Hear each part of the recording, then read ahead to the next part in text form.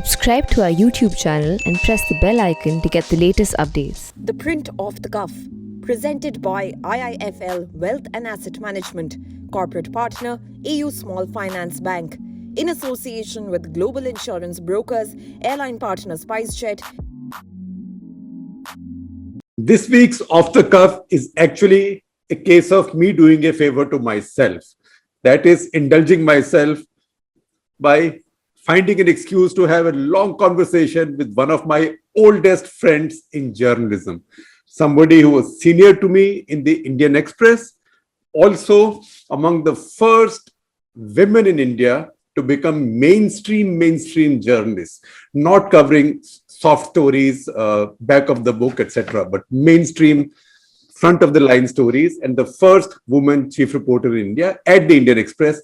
Where else? So Coomi Kapoor, welcome to Off the Cuff. And we are not so much talking about Coomi Kapoor's life and Coomi Kapoor's journalism, although we will a little bit, because a lot of my young colleagues, especially women, are fascinated by you, Coomi. But about Kumi's book and about Kumi's origins, because, Delhi walas think that she is a Punjabi, Kapoor. She's lived in Delhi forever, but Coomi is a Parsi, a very proud Parsi. Coomi Kapoor. Yes, that's right. Get that right, yeah. And this is Kumi's new book, released only today. And this has been kept under the wraps because this book is going to ruffle feathers from what I figure, because Coomi, as always, speaks her mind. So Coomi, there is your book, The Tatas, Freddie Mercury, and other Bawas. Bawas, as you know, is a moniker given to the Parsi community. So tell us a little bit about the book. First, Shekhar, many thanks for having me on your show. It's such a privilege to be here. Thank you for giving some publicity to my book. And lovely, of course, to talk to you. And I was never your senior. I was your colleague, and then you were way miles ahead of me. No. It's okay. We all start someplace. When I used to come to Delhi from Chandigarh or from the Northeast, I used to gawk at you like this. I don't remember that. But to get back to the book, should I tell you how it came about? Yeah. Well, it was like that. Some years ago, the congressman, the late Mr. Ahmed Patel, he kept asking me, have you been to Wadia, which is the holy place of the Parsis? And I said, yeah, I was there as a child. Wadia in Gujarat. Yes, in Gujarat, very close to Navsari. That's why so many famous Parsis actually have that name Wadia, including the doctors in Mumbai, the famous. I think the Wadiyas, the doctors are the famous ones. Yes. I don't know. But Parsis generally often use where they come from as their surname. Yeah.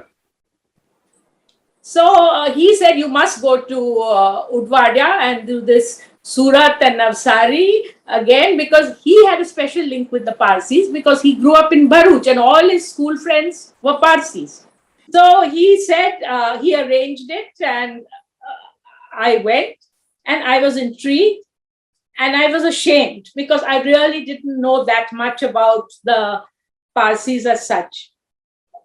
Because my father was in the government service, and I think though my parents were deeply religious, they did not foist it on their children. So we did the usual prayers, etc., but we were not steeped too much into Parsi tradition. So the gentleman in Navsari asked me a question. He said, where were your ancestors from? Were they from Navsari or were they from Surat? And I was stumped because I couldn't answer the question, because I knew they were at some point, one branch was in Bombay and one branch was in Pune, but I didn't know where they actually came from long before of course, Iran was supposed to be much earlier. And then I started to do a little research. And by a fortuitous coincidence, a publisher asked me, would you like to write a book on the Parsis? I said, I'd love to. So I started, but I was wondering how to make it interesting. I didn't want it to be an encyclopedia or a category of names of people who have done great things. I wanted it to be a story, a nice, readable, fun story. And then just the next year, I got my lead for the story, which was the famous fight in the Tatas, 2016, when Ratan Tata abruptly dismiss Cyrus Mistry, whom, as you know, comes from a very wealthy, powerful family. Shapoji Palanji. Yeah, that the great builders of Bombay. So many of the iconic buildings in Bombay have been built by Shapoji Palanji. And there's an old association between Tatas and Mistrys. And so I kept reading about it in the pink papers. And I found they were very, what would you say? He said, they said, he said. I didn't feel they covered the background of the story. The family is involved, because there was another very interesting family involved who came to the surface. And that, of course, is the Wadias. Very old aristocratic family of Bombay. And Nasli Wadia is somebody I have noticed throughout my career, because I started my newspaper life in the motherland, an RSS publication. And I was amazed to find Nasli Wadia walking into the building and very friendly with everyone. And that's a side which I don't think many people knew. So I said, here's a good story start. He's a power player. He's a power player. Yeah. But to be fair to him, I was impressed, because in those days, that is when Mrs. Gandhi was at her height, to have anything to do with the RSS and the Jansangh was a really no. People didn't talk to you. Even the newspaper I worked in, people weren't willing to talk to you if you used the word motherland. So he is a power player, but he had conviction. I think he's a fighter, and he also has a lot of conviction in what he believes. He couldn't have been cultivating these people then for when they were nobodies. So he was another interesting character. They were all interesting characters, and not only were they interesting characters, the families were interesting. So I said, this is a good way to start a story. So which is why there may be a rather large portion of the book devoted to the whole saga of the Tatas and the families involved in their background, because these are the families that made Bombay. So does the stereotype that is sometimes applied to Kashmiri Pandits also apply to the Parsis, that they are all interconnected, and if you don't think they are, just put two of them in a room, in 5 minutes they'll figure out a connection? Well, it's not quite that much. And since I'm of a younger generation, I don't know. But yeah, if I go to Bombay, my cousin, she's able to tell me so-and-so is related to so-and-so is related to so-and-so. So there is some relationship usually worked out. So just to get disclosures out of the way, Ratan Tata is one of my most brilliant early investors on the print. And I thank him immensely for it. And meanwhile, we go ahead.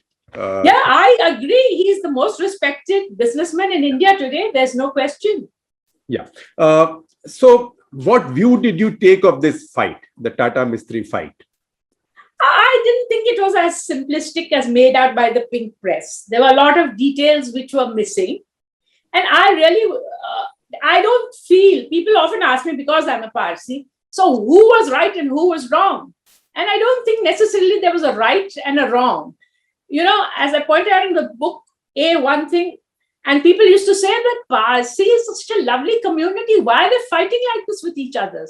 And the most horrified of all were the Parsis, because they had invested in the Tata, and their shares had fallen by some 10%.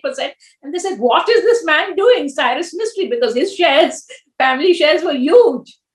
But I wanted to put things in, but I think all of them believed they were fighting for what they believed in. Yeah. And it took a heavy toll from all three of them. And somewhere along the line, when I was doing the story, I talked to some business journalists, and they said, why on earth are you getting into this? And then I realized that here are people who file criminal defamation suits for rupees 3,000. So I did get scared. 3,000 crore, I think you should say. 3,000 crores. That's right. 3,000 check you could write. I could write easily, but nobody. So you said there was no right and there was no wrong, but there was a winner and there was a loser. Was there? Well, at this stage, certainly, Mr. Tata is the winner. But Cyrus Mistry has taken it in good spirit. And, the court, gave a very, what it is called, some lawyer wrote, body blow and against the Mistrys, because they accepted everything of the Tatas. And they said, no, a private company doesn't have to follow the same rules as a public company. So everything is fine. The court, but they left a lot of questions unanswered. That what happens? I mean, are the Mistry family shares now frozen for all time because the Tata and Son trusts are not going to give them permission to sell, or if they are, at a price which the Mistrys will not accept? I don't think those things have, as far as I know, have been legally sorted out. So it's a saga which goes on. Yeah.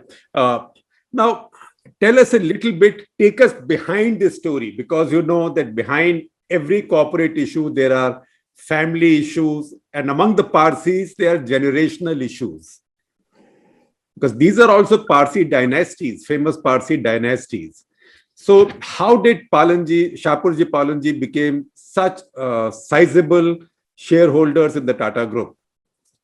Well, actually, I found out while researching on the story that what was coming out regularly as gospel truth in the pink papers was not correct. They said that Shapurji Palanji got his shares from F.E. Dinshaw, which is another Parsi character of the early 20th century and 19th century.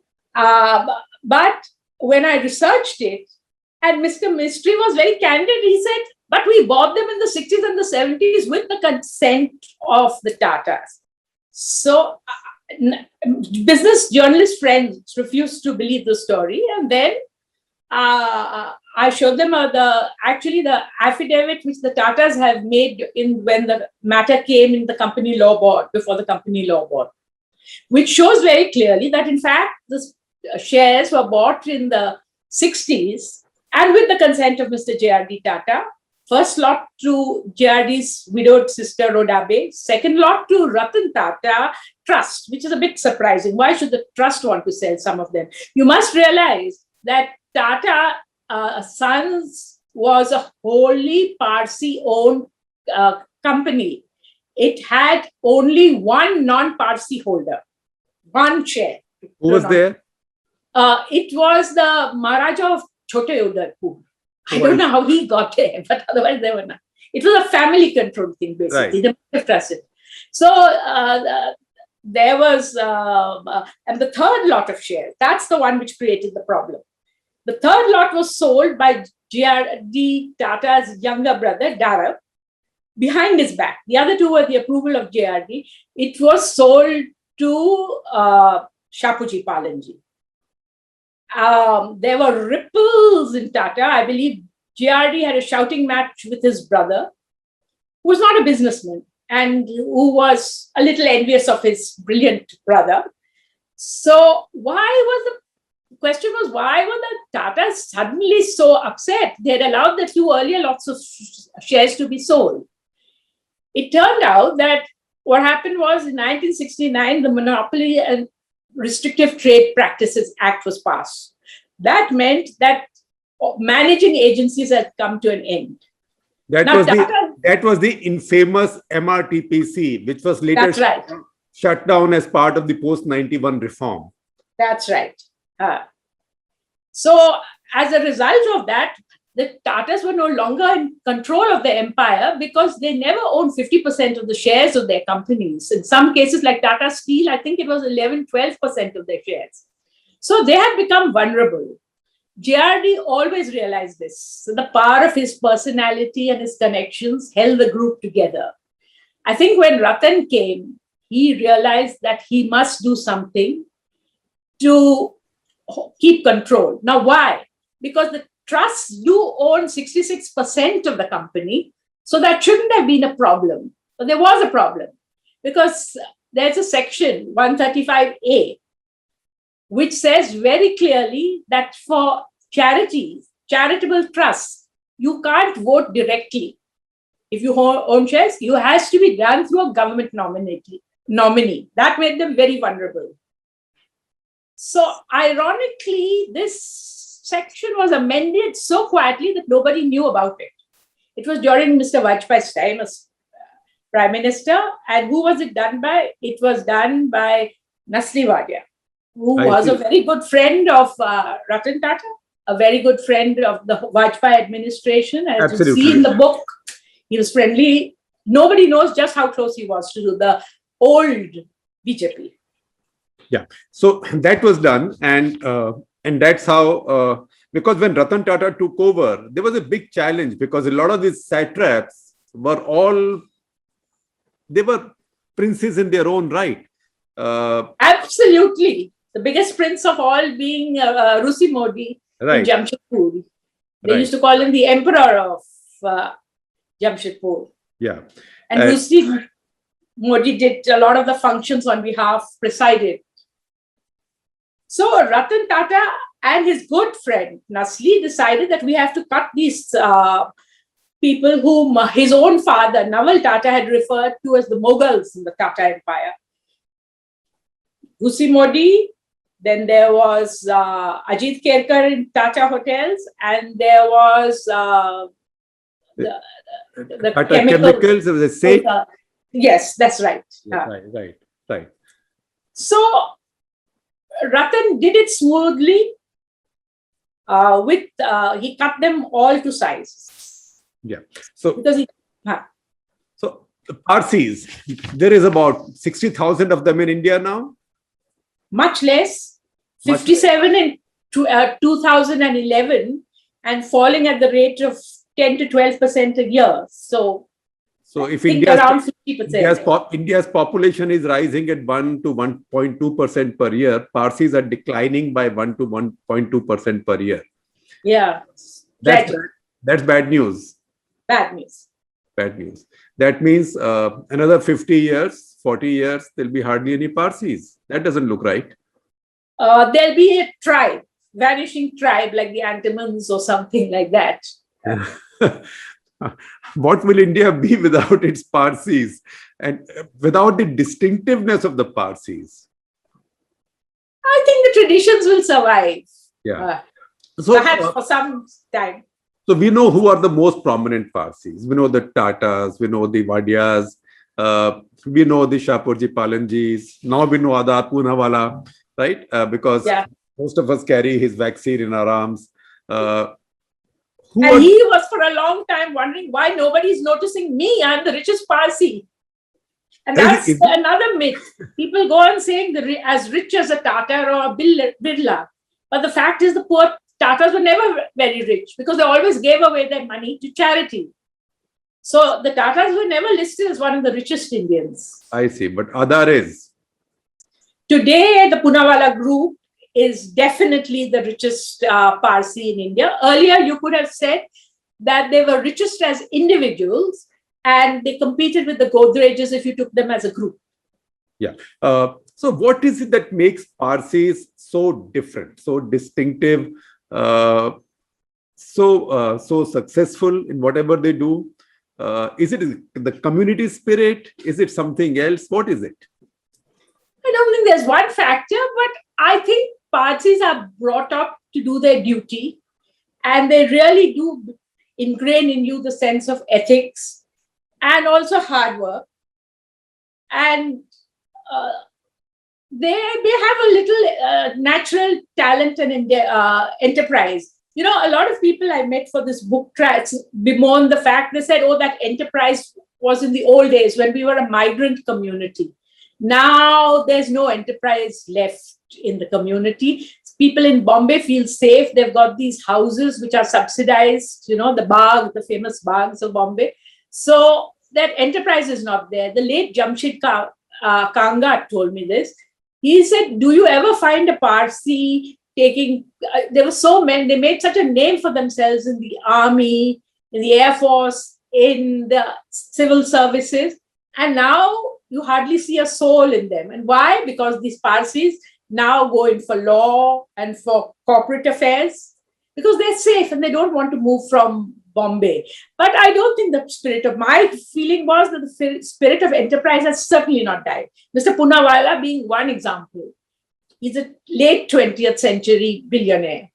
And if you take others, I mean, recently, for example, there's the success story of Theo Brahma. Right. Here's a young girl who was a cook in Oberoi. She started on a shoestring, and in 15 years, she has 50 outlets. She's become a multi-million company. What's her name? What's her name? Her name is Messman. Uh-huh. I'm trying to remember her first name. My memory is getting soft.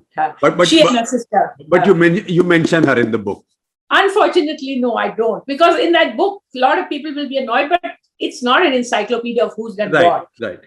So, book is not an encyclopedia, but you give me a list of the 10 most famous or most important or prominent Parsis today. Okay. Today means alive, not dead. Yeah. Well, the most prominent Parsis alive today, I don't think compare the stature to those who have died in the last 50 years. But among them, I would of course put Mr. Ratan Tata at the top. He's the most respected businessman in India. I would put Zubin Mehta, Apro Zubin as they call him, the great conductor, who came from a cultural backwater as far as Western music was concerned and made such a name for himself. There's a lady called Daruwala. She is the head of CEO of Standard Charter. In a quiet way, she's reached the top. Ms. Messman is another. I would definitely put Mr. Nariman in that list. He follows as a successor of Palkiwala in the tradition of great Parsi lawyers who never did join the profession for money itself. Right. I mean, it's a tradition which is disappearing, but it is still there. Maybe I'm being parochial in my community. I like to feel. I think if more people were as generous as him, I had gone to meet him some couple of weeks back for some advice. And he not only indulged me by meeting me these days, but offered me coffee. And because I liked the coffee, he told his domestic help to keep the bottle in my car. He said, "Hey, Shekhar seems to have liked this coffee. Put the bottle in his car." And now we're drinking that coffee at home. So large-hearted. Most Parsis are large-hearted. Yeah. Well, some of the others, I would say Anu Agar. Right. She's a very remarkable woman, very principled. And people don't realize that when her husband died, it was a very tragic story, her life story has been. But she built up that the share had crashed. The shareholders were crying that if you can't run this company, why are you there at all? She had the guts to defy her board, bring in a fancy, highly paid consultancy firm, and the rest is history. Thermax shares Zoom, but she decided to leave at 60. She retired, setting a very good example. She's into social. She joined Mrs. Ghana. She defied the then Chief Minister of Gujarat by giving a report in the CII, which the CII was horrified about, talking about the plight of the migrants. And this is something I notice about Parsi businessmen and women. Those were Muslim migrants who had been. Yes. They were most victims of the riots. Yeah. So. And now she's into social work after she's given up her business and doing very well. She was nominated to Parliament. There are a lot of people who are. There are two brilliant ads. There's a gentleman who comes on TV, brilliant, Cyrus Brocha. Yes. Yeah. Yes. And of course, there's Baman Irani. Baman Irani, yes. Stands my out favorite, all the way. Yes. Yeah. And I see some women actors also on OTT platforms. I think Nusrat Bharucha, I see in short films, etc. So there's a lot. But the most famous Parsis of all times. And then after that, I will ask you, how did the Parsis acquire the name Bawas and why? So first, most famous Parsis of all times. That's a tough one. Most famous Parsi of all time. If I say it, most Parsis will jump down my throat. But if you take internationally the most famous Parsi, it's Freddie Mercury. But the irony is that very few people know that he's a Parsi at all. Yes, in fact, even I wasn't conscious. I mean, if you had asked me, I would have said probably yes, but I wasn't conscious that he is a Parsi.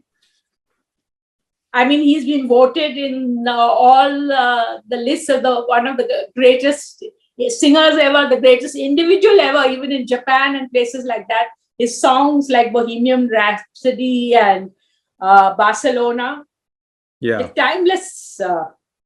So tell us a little about him as a Parsi.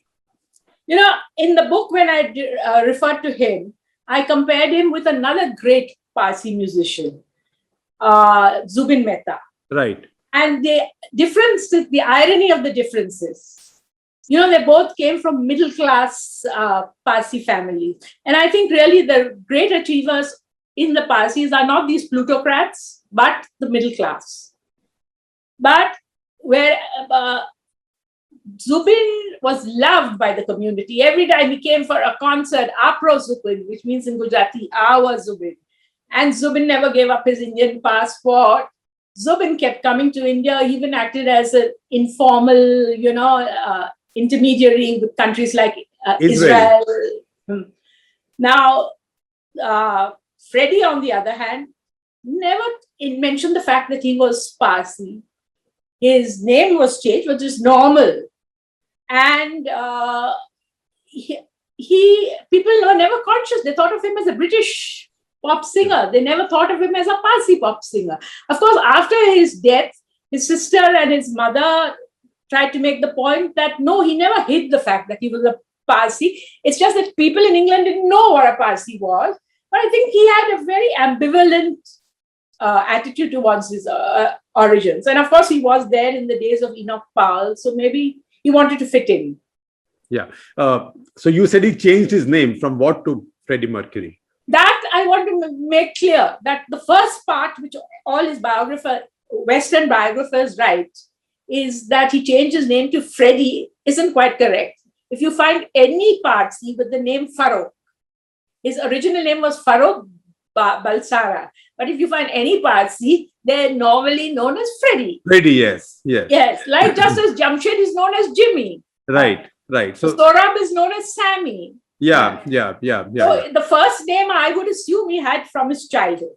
Yeah. The Mercury is part of his, nobody's going to go to a pop singer as Balsara. Balsara means that you've come from Valsad, because Parsi surnames, usually either they tell your profession or they tell from where you come. Yeah, that's interesting. So from where does the name Bawa come? And how is it? The Bawa is a Gujarati name. They used to call them Bawajis. Some people say it's derogatory, but I don't think it is. It's just Gujarati form of one word it's a form of affection for Parsis. Yeah. Bawa. So you don't see it as derogatory at all. Not at all. My cousin said, why did you put Bawa? I don't think it's the right word. Yeah, because you use it in your title and other Bawas. Yes, because one had to think about the title. I was on a walk. I had originally thought I'd have the thing a more conventional title, like from Silk Routes or China trade to the Tatas. But then when I thought about, my walking companion, Vinay Sitapati, in fact, said that the worst possible name. And when the publisher suggested an intimate history of the Parsis, that I agreed, and my fellow journalists who happened to be in Goa there with me said that's a terrible name. They all came up with names. And then I said, I do want the name Tata somewhere because they are the most prominent business family and they are equally as well known as Freddie Mercury, perhaps. So then somebody suggested, I think it was Vinay who said, you put Freddie Mercury. Now his brother happens to be some whiz in what is this marketing? FMCG, yes. He's just now become CEO of so he referred big Godrej companies, which is a Parsi. Yes, I read that after that. And he said that that's fine with the title. I mean, Vinay was sweet enough to do that. I'm fine with the title, but you should add another one because there are too many books on the Tatas. So I said, fine. And I thought the right one is Freddie Mercury because he is the best known Parsi. I mean, most Parsis will be shocked for him to be included in a title. And that's how the name came about. Yeah. So because we are name dropping, just to explain to our viewers, Vinay Sitapati is a scholar and professor at Ashoka University of Political Science. He's written great books on Narasimha Rao and on Vajpayee now, lately, his recent book. He also trained on the opinion desk of the Indian Express with us. So we treat him as one of our own. And he and Coomi, it looks like, are Sundar Nursery walking partners in Delhi. We are Sundar Nursery walking partners, but we turned up in Goa at the same time to get away from the corona, and we became walking partners in the forest over there. Well, I mean, walking partners walk together. And his brother, Sudhir Sitapati, is the FMCG marketing whiz that we are talking about. Anyway, Coomi, going next. Parsis and idiosyncrasies. Are those stories or are some of those true? And do you have some of those? There's so many stories and they're absolutely true. But it's difficult to tell them to an audience which doesn't understand Gujarati and Parsi Gujarati at that. But Parsis use body language and they love joking. They're very humorous people. Huh. So tell us some idiosyncrasies we'll try and translate.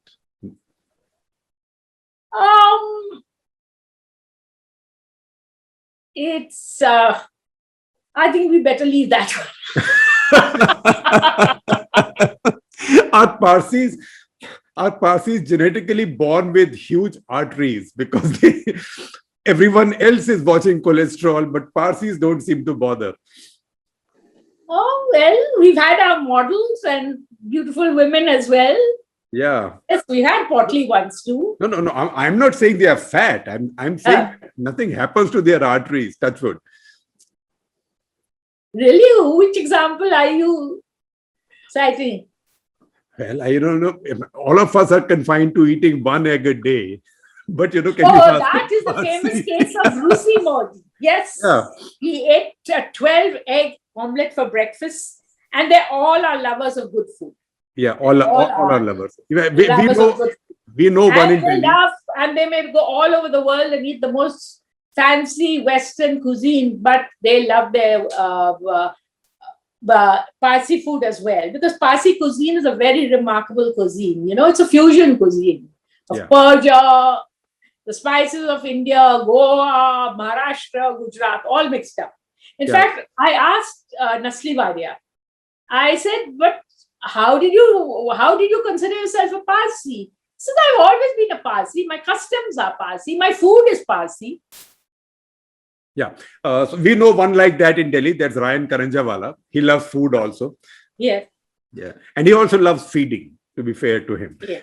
Now, Nasli Wadia, he has an interesting history because he's sort of a kind of Parsi came lately, isn't he? Very lately. But no, he was always a Parsi. He comes from one of the most distinguished lineages possible. Right. All the greats of Parsi Bombay history are in his blood. From Lavji Kama, the man who was hired by the British to build the port dock for Bombay, to Jamsetji Jiji Boy, to all of them. Yeah. Jiji Boy Dadaji, who's considered the father of the Industrial Revolution in Bombay.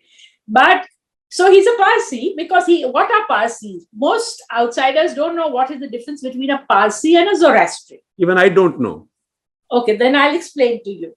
A Parsi is someone who is descended from the people who arrived from Persia because they were being persecuted by the Arabs. So, people believe around the 8th century, maybe some came later. But their descendants are known as Parsis from the word Pars in Persia. They were generally known as Pars.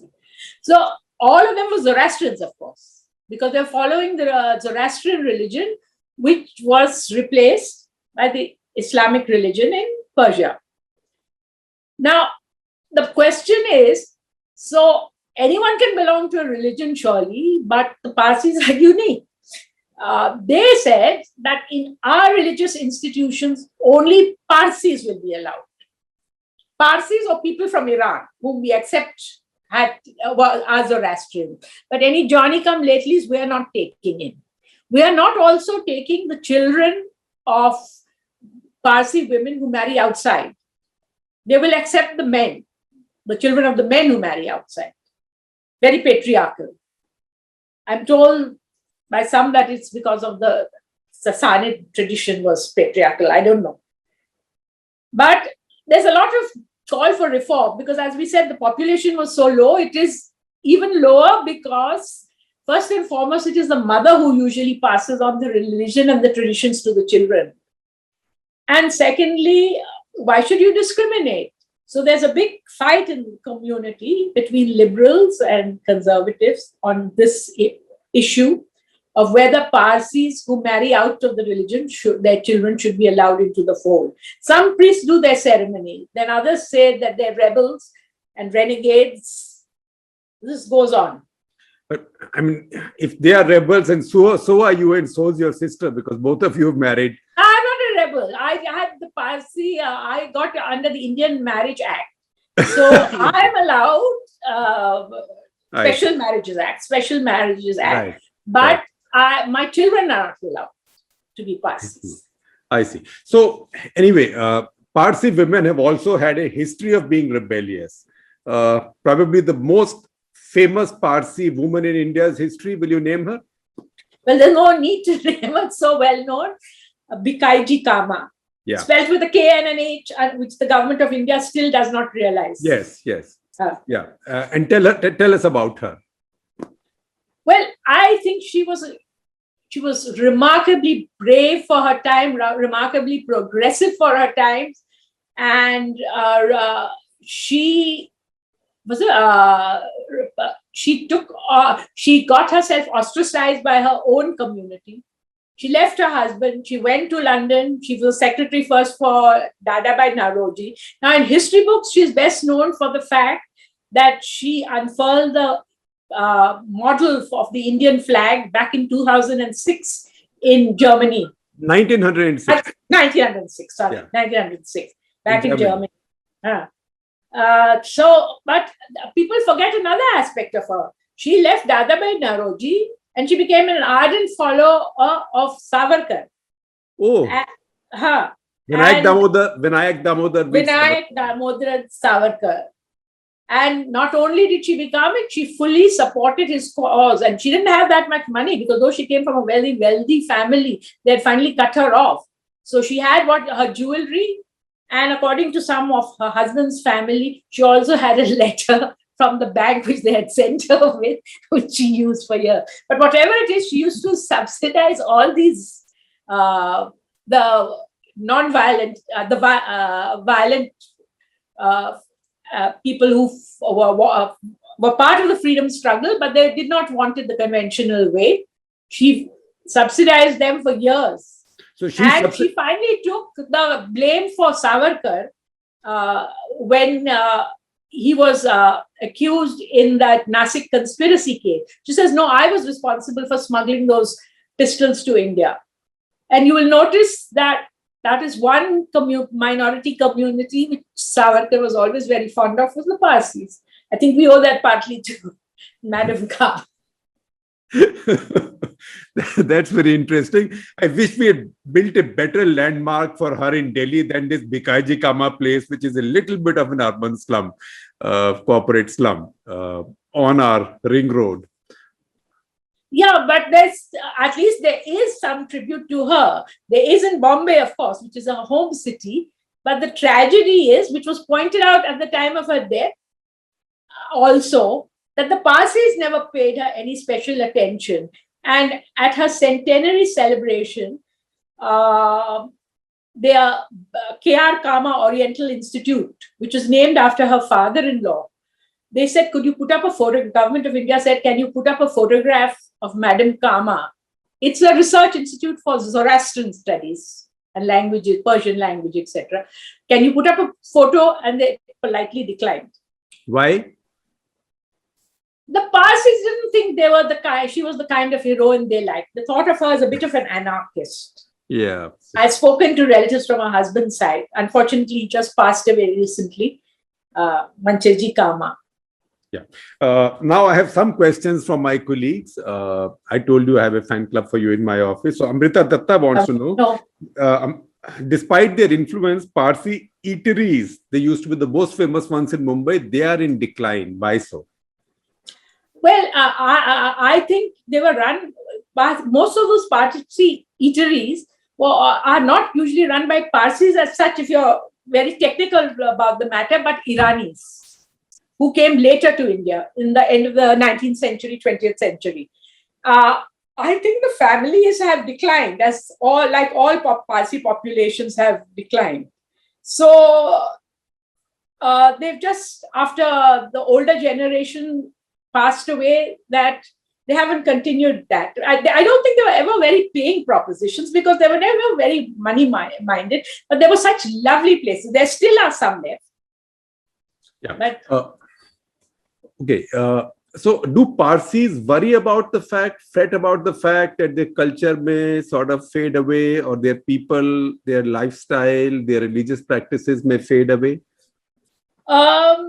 Yes, a lot of the sensible people are very worried about it. But the bigoted conservatives say, no, we will abide by the old rules, because the first thing that the reformists have been saying, at least allow Parsi women to allow their children to become Parsis if they want. But even that simple concession has not been made. And this is not the case of Parsis all over the world, whether in America or England, where they're all allowed to become Parsis. So basically, they are disincentivizing Parsi women from marrying outside the faith. Forget disenfranchising. 100 years ago, less than 100 years ago, if a Parsi woman tried to marry out, I mean, it was considered, it may be so in Hindus also, but I don't know, it was considered a disgrace for the whole family. When my sister for the first one in the family to marry out, my grandfather had such a fit, he wept and was inconsolable. So because of that, Parsi women don't want to offend often. They give up. In the book, I mentioned to several cases of even men who have given up because they didn't want to offend. The result is that you have a lot of spinsters also in the Parsi religion, much higher, I think, than the national average. Because they couldn't marry the person they wanted to marry. Yeah. So and they were loyal to their families. Yeah. And family beliefs. Now, Revati Krishnan wants to know, many people from the community were upset about not being able to go to rituals in performing last rites due to COVID, etc. And there is a challenge about Parsi last rites. So talk a bit about that. Well, the Parsi last rites are very unique because in the old days in Persia, the body was left on top of a hill or a sand dune or something, and the animals came and ate it, which was one way of disposal. Of the normal way is usually burial or cremation. Now, when we came to India, they're not wild animals roaming around, but we had the vultures. So we had these huge gardens in where the bodies were put in wells, what they call wells. They're more designed like amphitheaters. And the vultures would descend and eat them up. But what happened was that in the 20th century, thanks to antibiotic inflammatory medicine. It's a painkiller. It's a painkiller. It's what goes into Vovran. That's what human beings also eat. Okay. Yeah. Diclofenac, I think. Diclofenac, yes. So the result is that just to explain, diclofenac has been used traditionally for many decades now for treatment of pain and injuries among cattle. And vultures eat those cattle once they die. And the result was the vultures, as a result of consuming the drug, they developed a disease called drooping neck, and their population has been practically wiped out. So their vultures were not able to do their job it was particularly noticeable in Bombay, where most Parsis reside, and everyone who's lived in Bombay will have seen that huge forested area on top of Malabar Hill known as the Dungarwadi, the Towers of Silence. And the bodies started to rot in the wells, and there was a smell coming out. So there was a big hue and cry in the community with the doctors and the more enlightened people saying that let the bodies be cremated. But the conservatives opposed it. And they did everything possible to bring back the vulture population. They even brought a vulture expert from Gloucestershire to come and give them advice. And she was a bit taken aback by the whole scene. But they have introduced something called solar panels, and they have used chemicals also to try and see that the bodies, decay faster than the sun. So now sort of compromise has been worked out, that those who want to be buried in the traditional way can do so, and those who don't can be cremated, and there are priests allowed to say the last rites in front of the Parsi crematorium, which has been set up in Worli. So reform has come to the community in small ways. Mansi Fadke, she wants to know, some of the most prominent personalities from the Parsi community have mostly remained silent on India's social and political issues. Why is that so? I don't think in terms of our population, you can say that at all compared to the rest. Please tell her to remember the population of India and just look at the number of Parsis who have come out very vocally, have done plays and others against them. I get WhatsApp from Parsi groups and they're full. And let us take one of the most famous rebels who's just been released on bail, Kobat Gandhi. He gave up his whole comfortable life to go into the jungles to fight for the poor and for what he believed in. Yeah, and he came from a well-to-do family, so he could go to Doon school in those days. Yes, he was from a well-to-do family, but the difference between him and Madam Kama is that while Madam Kama's family disowned him, his family was converted by him. They too said, we live the simple life. Oh, I see. So there are Parsis and Parsis and Parsis. Yeah, but I don't think that's a fair thing. I think Parsis have been Mr. Fali Nariman has been so outspoken. That's so right. Has Toli Sorabji been. So many Anu Aga has, my cousin who's an artist, Daddy Padamji, is always sending me WhatsApp of what's happening terrible in this country, and lots of them I get all the time. So and don't forget Coomi herself. Coomi speaks her mind like most people wouldn't. Well, I don't know. People take me as an establishment person sometimes. And you've seen the emergency from up close, isn't it? Yeah. Your husband was arrested. Yeah, I saw that up close. That's why I wrote a book on it. You wrote a book on it. Now, Revati Krishnan, she wants to know, you were the first female bureau chief in Delhi and the first woman chief reporter. Would you have liked to see more people from Parsi community in your profession?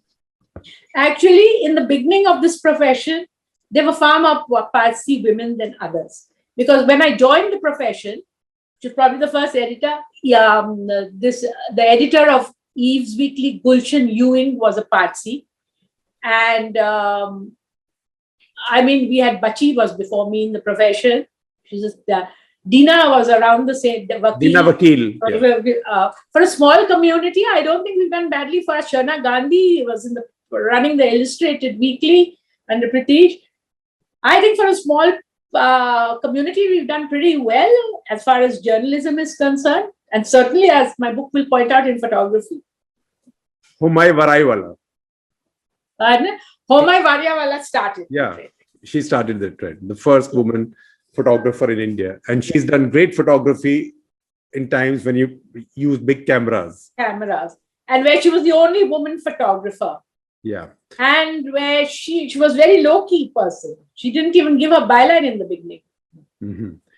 So Coomi, before we conclude, do you worry that Parsis would fade away? Everybody knows the legend that when the first Parsis came onto Indian coast for refuge in Gujarat, they were asked by the local king, how could he take more people and what will happen? And they said, we'll be like sugar in the milk. Now, what happens? Will India then have to drink its milk without this sugar going ahead? No, I think the Parsi genes have been passed on in our population. So even if they're not called Parsis, I think there are still people with Parsi origins who will be part of our population.